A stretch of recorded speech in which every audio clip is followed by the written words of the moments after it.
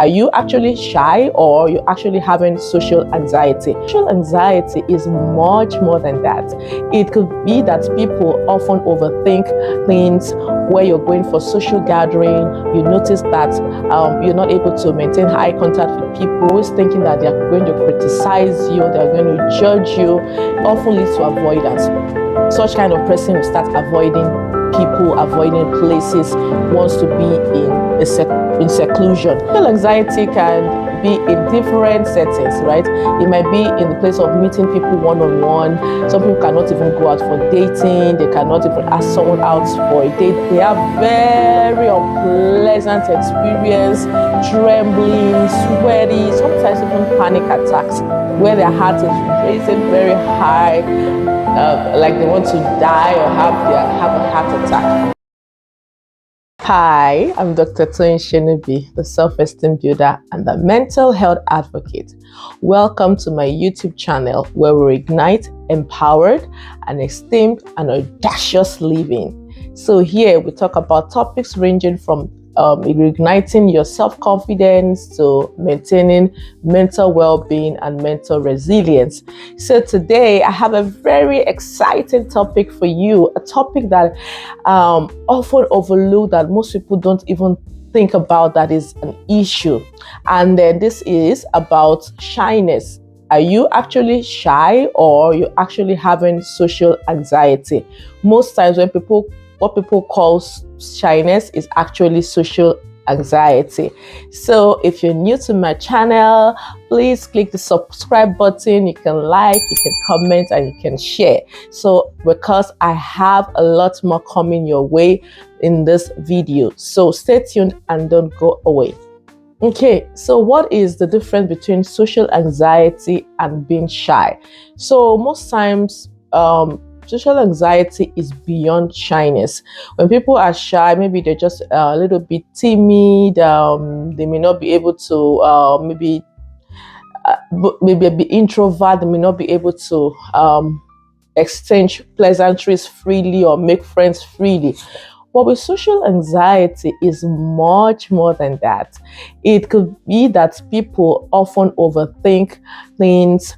Where you're going for social gathering, you notice that you're not able to maintain eye contact with people. You're always thinking about what other people think about you. You're always thinking that they're going to criticize you, they're going to judge you. Even before the social event or before meeting someone, you're already thinking about what the person is going to talk about you, how they're going to judge you. They call it mind reading. So that is the kind of unhelpful thought thinking pattern that happens in social anxiety. When you're doing mind reading, you're thinking other people will judge you. They will think that you don't have anything reasonable to say. And how does it happen? How does it play out in real life? I've had experiences with people where before they even venture into meeting people, they're already very anxious, they're nervous, they have butterflies in their tummy, they can't sleep overnight, they're already thinking and ruminating about how the event is going to go, how people are going to judge them. And this often leads to avoidance. Such kind of person will start avoiding people, avoiding places, wants to be in seclusion, and that is what we call safety behavior. For people who have social anxiety, they often engage in safety behavior, like avoiding places, avoiding social gatherings and all that. And this will lead to social isolation. This will even increase their anxiety more, because they might really long to be in social events, in social settings, but because of that anxiety, they are not able to function, and then this makes them overwhelmed. Social anxiety can be in different settings, right? It might be in the place of meeting people one-on-one. Some people cannot even go out for dating. They cannot even ask someone out for a date because they are very anxious that the person is going to judge them. Other things that it could be maybe in small gatherings, right? In unfamiliar places, maybe at work, in school, where they are divided into smaller groups. They're not able to talk because they think other people will think that they are stupid, right? That they don't have anything good to say. And what then happens is that most times they withdraw from giving their own suggestions. And in the end, their suggestion, somebody else will say it, and they will be like, "Oh, I wish I had said that. That was what I wanted to say."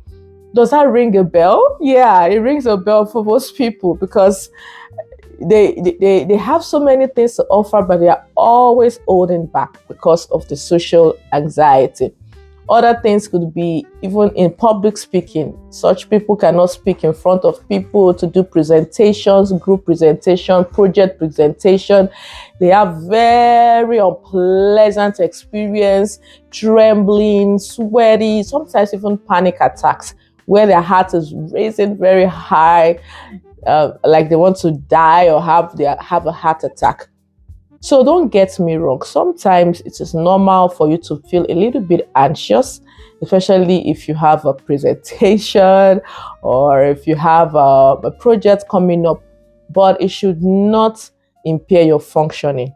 When it becomes that you're not able to sleep, you're not able to function in terms of maintaining interpersonal relationships, you're not able to function in terms of doing things that you really want to do, then it becomes a problem. Then it becomes social anxiety. And it could really affect someone such that they are not able to date someone, they are feeling lonely, they are not able to make friendships. Does it ring a bell? Those kind of people that they don't have friends, right? They don't like to go out. Not because they are really, really introvert, but because they are overthinking things, thinking that somebody was going to judge how they look, what they say, and all that. They prefer to always have a secluded job. If at all, maybe they always want to be in a job role, maybe always working remotely or in a place where they don't have face-to-face conversation with people all the time. And they can be in their own world for a long, long time, in their own secluded bubble for a long time, if it is not nipped on the bud. So, how do we deal with social anxiety? Yeah, so hold on and don't forget to click the like button, to subscribe, to comment. Have you ever seen anyone around you that has these symptoms, that has these characteristics, and you're calling it shyness? And have you seen how it has panned out in their life journey, how it has really, really limited them from fulfilling their desires and the goals? Leave a comment in the comment section and let us hear your thoughts. Causes of social anxiety includes biological causes, maybe from genetic predisposition, maybe runs in the family. Other causes could be imbalance in chemical in the brain, and more importantly, environmental or social factors, like when people are, maybe they've been teased growing up, they've been bullied, or they've been criticized a lot at home. They've been compared with other people, their siblings, their peers. They've been criticized every time, critical comments growing up from parents and caregivers. This could lead to social anxiety, and becomes an adult that's always self-conscious about what other people will think about them. And this may even lead to other maladaptive coping mechanisms, like taking of drugs, excessive alcohol, to be able to deal with that social anxiety, shyness in quotes, so that they are more able to talk, and their guard is let down and they're able to talk freely with people. Sometimes people take cannabis, sometimes people take like stimulants, drugs, to help them to be able to be more social in a gathering. So those are the maladaptive way people cope with social anxiety. How you will know if you are really socially anxious? If you are not taking any of those drugs or substances or alcohol, are you still able to communicate effectively and be social? Or do you notice that most of all your friends, you are always engaged in excessive alcohol or other substance so that you can be social? And you notice that you don't have any friend outside of that circle that doesn't drink or doesn't take substances. That may be also a sign that you are masking the social anxiety with substances, and that gives you that false impression that you are actually socially a social person, which is why you are actually not that person, because you're using substances to cope. So back to how to deal with social anxiety is exposure, exposure, exposure. The only way you can break free from that cycle of always secluding yourself is by exposing yourself. Unfortunately, it might seem really distressing that you just have to go for that event, you just have to go for that outing in order to be able to break free, because the more you avoid it, the more you feel a little bit of relief that I don't have to deal with facing people and interacting with people. You have that temporary relief, but that reinforces that belief that, oh, okay, maybe I'm not even good enough to fit into that cycle, right? And then that leads to more anxiety that, oh, I can't even function in the midst of people. You have more anxiety, and the whole cycle continues over and over again. The only way you can break that cycle is by being socially active, by exposing yourself. And there are different forms of exposure, right? Graded exposure is what mostly is advised. You can start with giving a shout out to people around you that you know, and maybe sending a text. And to be honest, this thing can be really bad that initially can start like, oh, maybe secluding yourself from other people, right? From maybe outsiders. It can be bad that you can start secluding yourself even from your own family member, to the point that you cannot even talk to them, you cannot even initiate conversation and all that. You can be in your own bubble for a long time. So you can start with people that you know, right? Maybe your friends, your family, your long time friend that you've got long forgotten that because of social anxiety you can't reach out to them anymore. So start by reigniting that connection. You can start by just sending a text, and from there you can take it up to say, okay, can we have a call today or tomorrow or something? I bet you initially you'll be very anxious.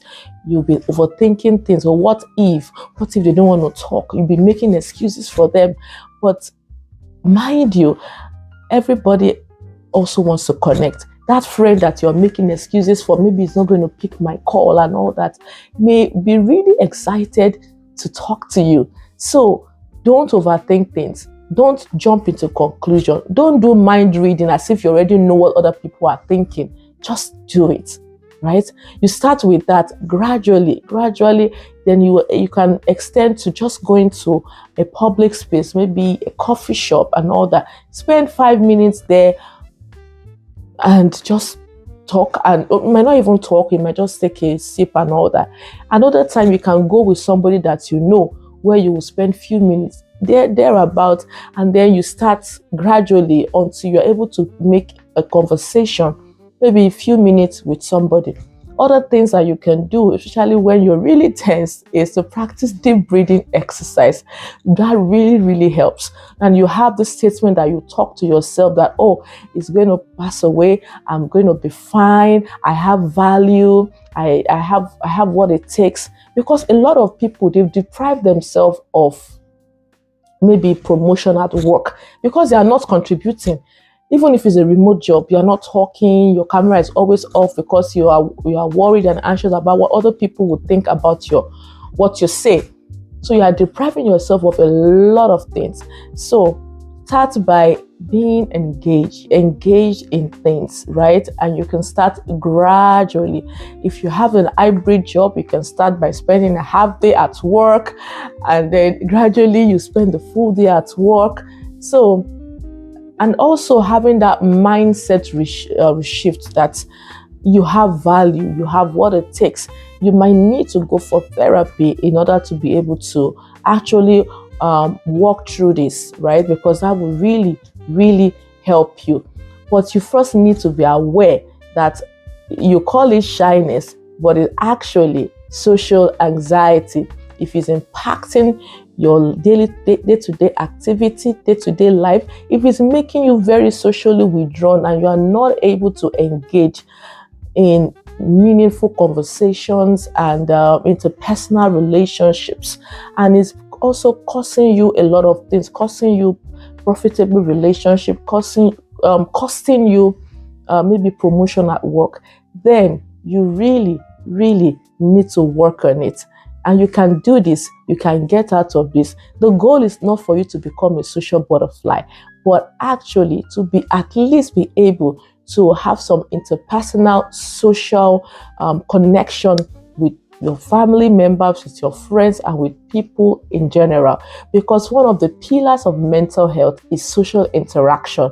We are not born to be socially isolated or excluded. It's a social skills that we need to build consciously. You need to be intentional about it to be able to make meaningful connection with people so that you can live a fulfilling life. So other ways that you can treat social anxiety, apart from therapy, deep breathing exercises, make sure you practice self-compassion.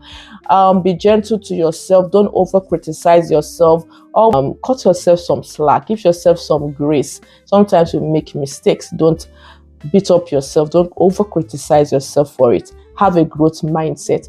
Medication will also help in some instances. In addition to ensuring that you're doing therapy, positive self-talk, and also not engaging in substances that would worsen your anxiety. With all the steps, I believe that you can be whole again. You can live that audacious living and live a fulfilled life. I hope this video really, really helps you. You can drop in the comment section other things that you've observed in people who have social anxiety. And if you really gained a lot from this, you can like, share, comment, subscribe. And because we have so much more coming your way that would help you to live that fulfilling and audacious life. Join me in my next video. Till then, take care and have a wonderful day. Bye.